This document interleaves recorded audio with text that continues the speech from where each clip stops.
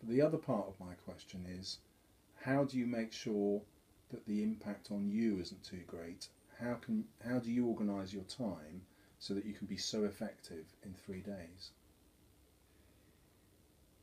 Well, I've got a whiteboard which the camera can't see over there, which has a list of. I'm a great believer. I'm a woman. I list things and I cross them off. I like crossing them off. When I come in the morning, I either add or cross things off the list. So I'm constantly. I don't let go of anything. It's there. Sometimes I don't fill in all those things on the list.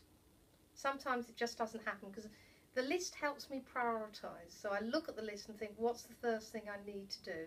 Where do I need to go? Who do I need to see? So that's firstly. So I have ways of prioritising. Right.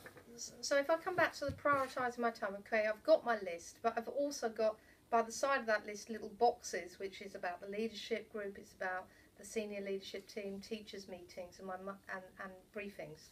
And so it's notes to me for things that I need to say in each of those meetings, because the other thing I changed when I came here is I try and never have a meeting that lasts longer than an hour, ever. Actually, if it lasts longer than an hour and you've got a meeting every week, I believe there's something wrong, really. So I only have a meeting that lasts an hour, so therefore that makes me make sure I make the best use of that hour. So I have to really prioritise the things that go into that hour. And of course the other leaders help me prioritise. So what do we need? It's usually about training. We really need this bit of training in here.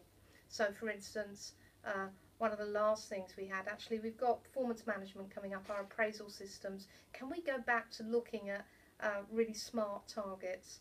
You know, so how do we create a smart target? So if this is what a teacher needs to do, we got the SMART target, but what are the success criteria about it? How can we qualify or quantify the success in it?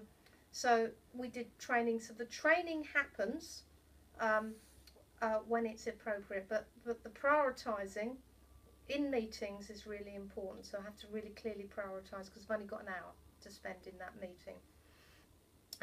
So I do a lot of my prioritising then. How else do I make sure that I make the best use of my time?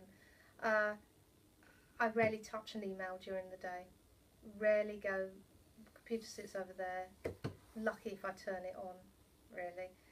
I do explain to staff and external people. You know, sometimes I go home at night. That's when I do my emails. Okay, so we could say actually, is that work-life balance? But it only takes me, if I'm sitting there focused on my emails, it'll take me an hour and a half at the very most. If I do my emails in schools and they keep coming in and I keep going to look at them, I'm wasting my time looking at the computer, coming back. It gets in the way of what I need to do, so I don't look at my emails then. And I tell people that I'm not going to look at my emails till the evening at the very earliest. So if it's something urgent, they need to come and find me or tell me.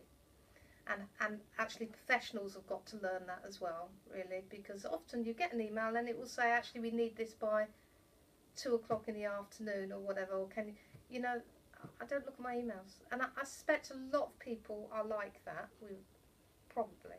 What I do instead is, I've got an open door policy, but unless I've got a meeting in my room, is that I meet with staff, or I go and see them, or I'm around the school in classrooms.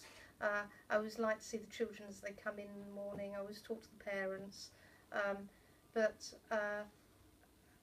I hate sitting still, really. It's another reason why we don't have meetings longer than an hour. I find it really difficult to sit still.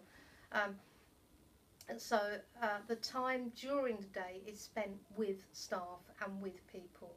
And what makes it work for me is that I work with the middle and senior leaders to help them make sure that they're prioritising their time and they're using appropriately. And that's kind of why the school runs, I think, reasonably well.